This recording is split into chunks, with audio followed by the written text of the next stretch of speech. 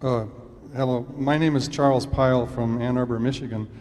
I'd like to ask you to expound on your view of risk in the financial world. And I ask that against the background of what appear to be a number of inconsistencies between your view of risk and the conventional view of risk. I mentioned that in a recent article you pointed out an inconsistency in the use of beta as a measure of risk, which is a common standard. And I mentioned that derivatives are dangerous, and yet you feel comfortable playing in derivatives through Salomon Brothers, and betting on hurricanes is dangerous, and yet you feel comfortable playing with hurricanes through insurance companies. So it appears that you have some view of risk that's inconsistent with what would appear on the face of it to be the conventional view of risk. Well, we do define risk as the possibility of harm or injury, and in that respect, we think it's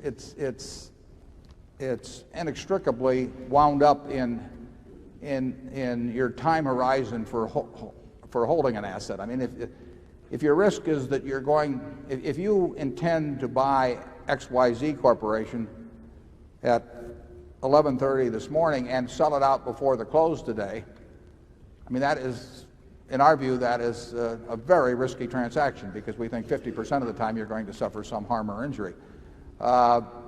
If you have a time horizon on a business, we think the risk of buying something like Coca-Cola at the price we bought it at a few years ago is so close to nil in terms of our prospective holding period. But if you ask me the risk of buying Coca-Cola this morning and you're going to sell it tomorrow morning, I say that's a very risky transaction. Now, as I pointed out in the annual report, it became very fashionable in the academic world, and then that spilled over into the financial markets, to define risk in terms of volatility, of which beta became a measure.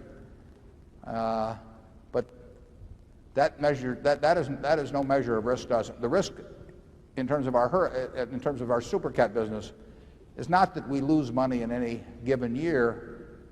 We know we're going to lose money in some given day, that is for certain, and we're extremely likely to lose money in a given year. Our time horizon of writing that business, would be at least a decade, and we think the probability of losing money over a decade is low.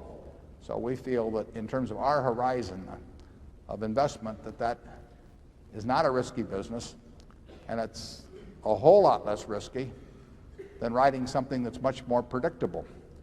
Interesting thing is that using conventional measures of risk, something whose return varies from year to year between plus 20% and plus 80% is riskier as defined than something whose return is 5% a year every year. We just think the financial world has gone haywire in terms of measures of risk. We look at what we do. We are perfectly willing to lose money on a given transaction, arbitrage being an example, any given insurance policy being another example. We are perfectly willing to lose money on any given transaction. We are not willing to enter into transactions in which we think the probability of doing a number of mutually independent events but of a similar type has an expectancy of loss.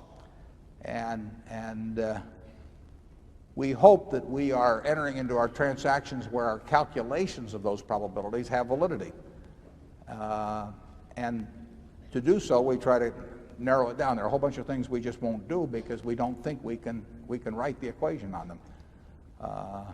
But we basically, Charlie and I, by nature, are pretty risk averse, but we are very willing to enter into transactions. If we knew it was an honest coin, and someone wanted to give us 7 to 5 or something of the sort on one flip, how much of Berkshire's net worth would we put on that flip? Well, it would sound like a big number to you. It would not be a huge percentage of the net worth, but it would be a significant number. We will do things when probabilities favor us. Charlie? Yeah, I would say we try and think like Fermat and Pascal, as if they'd never heard of modern finance theory. I really think that a lot of modern finance theory can only be described as disgusting.